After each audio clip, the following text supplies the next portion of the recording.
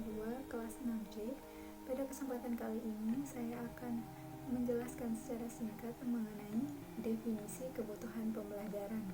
Ya, seperti yang kita tahu, kebutuhan pembelajaran ini terdiri dari dua kata, yaitu kebutuhan dan pembelajaran. Nah, kata kebutuhan dalam Kamus Besar Bahasa Indonesia diartikan sebagai sesuatu yang diperlukan atau sesuatu yang harus terpenuhi. Nah, yang kedua yaitu kata pembelajaran. Nah, pembelajaran ini berasal dari kata belajar. Nah, dalam KBBI, belajar artinya proses memperoleh ilmu, berlatih, serta dapat diartikan sebagai perubahan tingkah laku yang diakibatkan oleh pengalaman belajar. Nah, apabila digabungkan, kebutuhan pembelajaran bisa diartikan sebagai sesuatu yang diperlukan atau sesuatu yang harus terpenuhi dalam suatu proses memperoleh ilmu. Adapun kebutuhan pembelajaran menurut istilah ialah suatu kesenjangan antara apa yang diharapkan dengan apa yang terjadi sebenarnya atau kenyataan.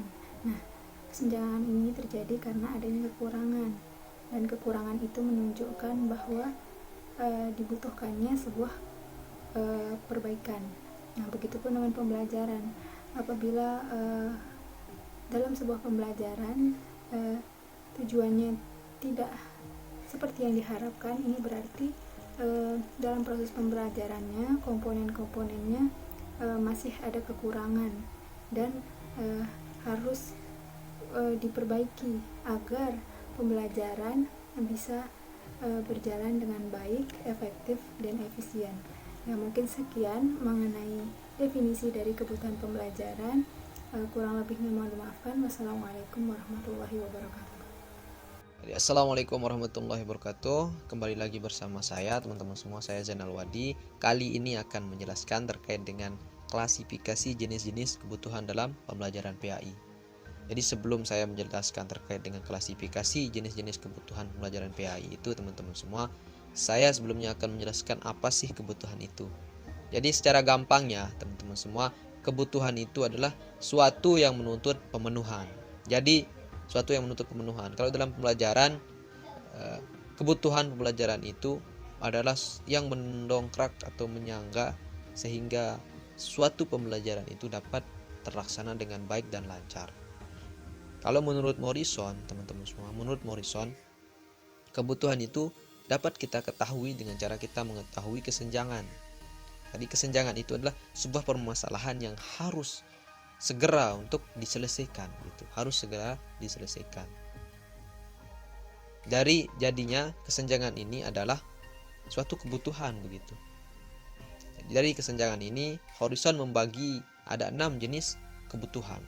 Yang pertama namanya kebutuhan normatif, adalah kebutuhan yang dirasakan, yang didapatkan dengan cara membandingkan peserta didik dengan standar nasional, misalkan EFTANAS, ujian nasional, UMPTN, dan sebagainya. Yang kedua, kebutuhan komparatif.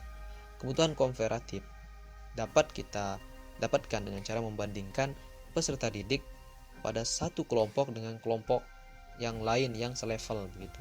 Misalkan dengan cara membandingkan antara hasil ujian nasional SMA 1 dengan SMA 2, gitu. Hasil ujian nasional antara SMA A dan SMA B. Dengan cara begitu kita dapatkan apa saja yang dibutuhkannya dan yang perlu untuk dievaluasi biar bisa menjadi lebih baik lagi. Yang ketiga, menurut Morrison adalah kebutuhan yang dirasakan. Itu hasrat atau keinginan yang dimiliki masing-masing peserta didik yang perlu ditingkatkan. Kebutuhan ini menunjukkan kesenjangan antara tingkat keterampilan atau kenyataan yang nampak dengan kenyataan yang dirasakan, gitu. Cara terbaik untuk mengidentifikasi kebutuhan ini yaitu dengan cara menginterview peserta didik, gitu. Yang keempat adalah kebutuhan yang diekspresikan. Kebutuhan yang diekspresikan ini adalah kebutuhan yang dirasakan seorang yang mampu diekspresikan dalam tindakan. Misalnya siswa yang mendaftar sebuah kursus, jadi mereka mengekspresikan kebutuhannya yaitu kebutuhan bidang IT misalkan.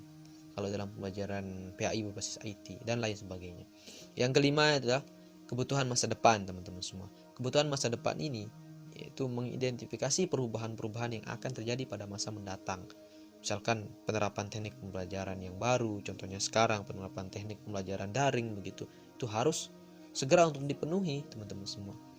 Maka hal itu wajib untuk segera kita penuhi dalam pembelajaran PAI.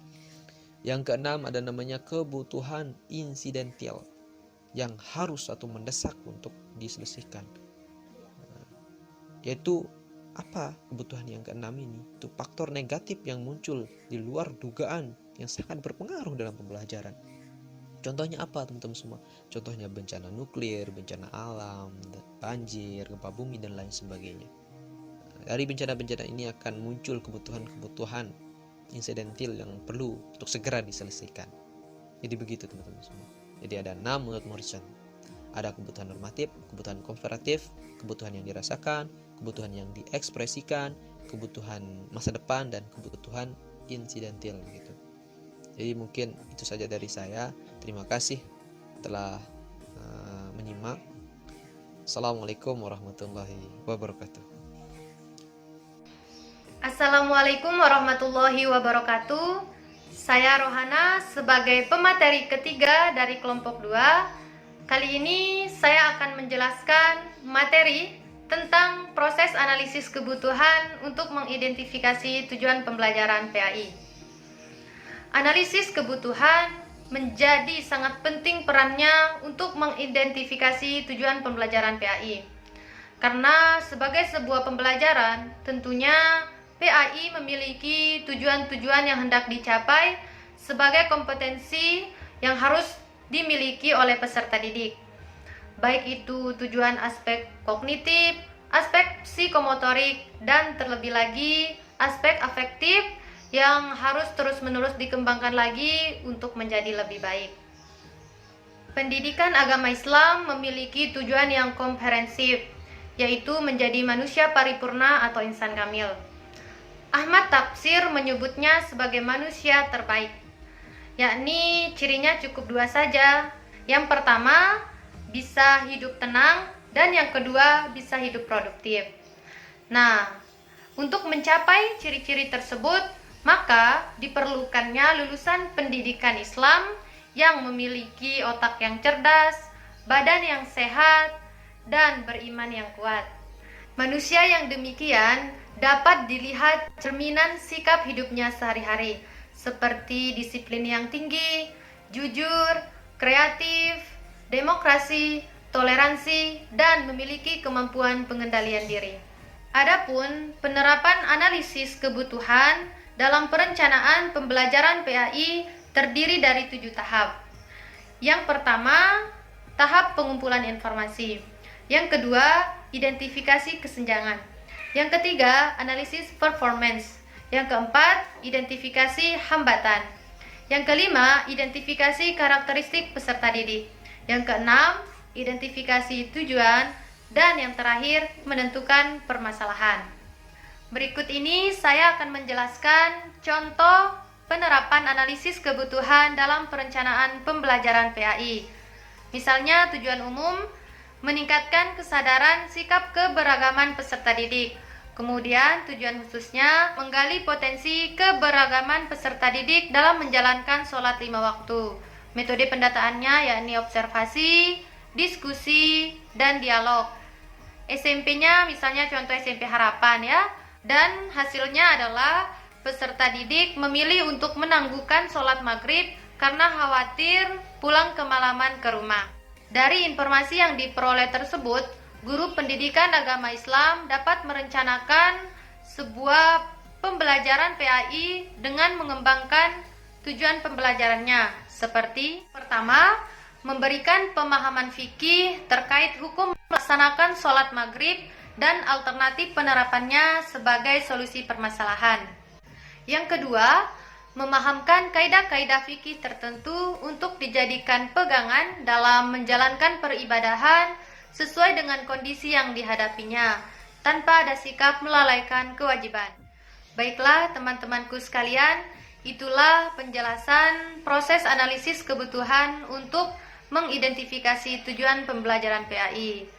Semoga apa yang telah saya sampaikan dapat bermanfaat baik bagi diri saya sendiri maupun bagi orang lain. Cukup sekian dari saya. Terima kasih atas perhatiannya dan mohon maaf atas segala kekurangan. Sekian, wassalamualaikum warahmatullahi wabarakatuh.